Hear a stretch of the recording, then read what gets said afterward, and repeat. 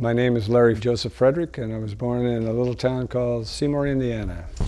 When I was 17, after I graduated high school, I went into the Marine Corps and went to Vietnam. When I was 19 years old, I returned, and I was a Vietnam veteran, and I started looking for a job. And at that time, I had met my wife, Gail, and she told me, hey, Oakland's hiring. So I went down and I applied, and then I was hired by Oakland PD. In 1972 to 1982, a 10-year period, I worked several positions within the police department. I worked SWAT, I worked motors, I worked accident investigations, and I was quite involved with the Police Olympics. I was competing as a power lifter, etc. And so by the time the 10-year period came, I was probably in the best shape of my life, and then that's when the accident happened. On the night of the 21st of August, 1982, I had come to work, and the captain said, hey, we have a ride along with you. He's a young guy who wants to know what police work's all about. Frederick, make sure you take care of him and show him all the hot spots. Let's find out if he's got the stuff to be a cop. He was with me the whole time, and about 11:30, when our shift was in, I was driving and I was on my way to get off work. And a car went by me speeding. And Doug says, you gonna let him get away with that? I go, oh yeah, you're right. I guess I better stop him. So I put the lights on him, but he didn't pull over. Put the siren on him, but didn't pull over. By this time he had moved over a lane, and I pulled up next to him, hit him with the spotlight, and then suddenly he went over completely. So the next thing I know, the only place for me to go is in front of him. So I turned to Doug and say, Doug, if anything happens, make sure you get on the radio, make sure you tell him where we're at, which I had taught him already early in the night. I get out of the car and walk to the safe side of the car. And at this time, the driver decides he's going to get out on the freeway. And I walk over to the driver's side, and I shut his door and say, don't get out here, it's really dangerous.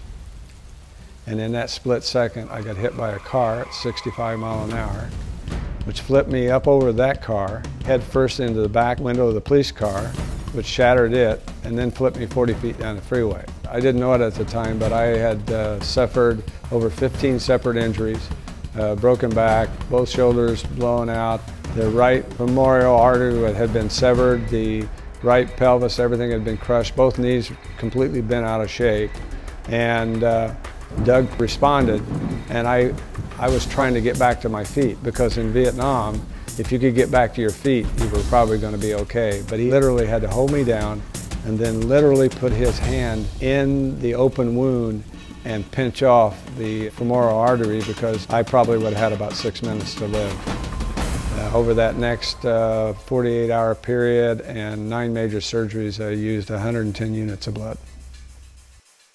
When I was in the hospital in traction, one day I had a thought that came to me, and I couldn't shake it. It kept coming back again and again, that someday I would ride across America and watch my son, Aaron, shake hands with the President of the United States.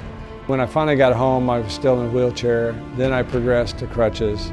Then I progressed to a stationary bicycle through the therapy. I could not bend my knees. My knees at that time were just almost straight. So they put me on this stationary bicycle, and I would rock back and forth, forward and back, until finally, many, many months later, I was able to actually make the full revolution, and I've never stopped. As I started my recovery, I started riding a bicycle, and at first I just went one just down my street. Oh good, I made it that far. And then pretty soon we went around the block, and then it was 2 blocks. And I found out that the more I rode, the better I felt.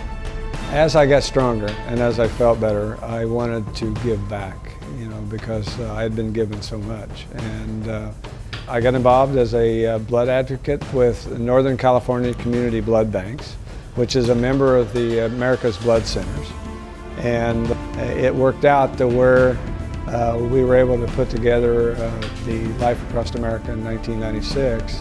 And Aaron and I, we were able to ride across America together, 4,266 miles, and we were able to stop at blood centers all along the way.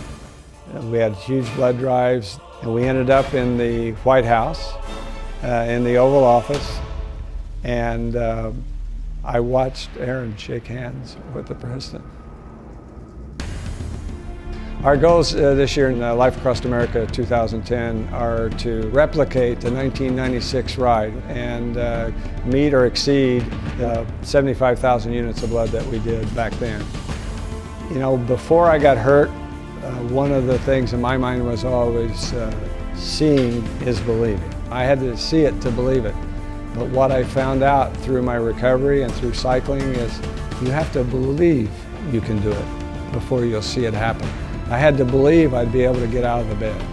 I had to believe that I'd be able to actually walk again and ride a bicycle. And by believing, then I actually saw it happen.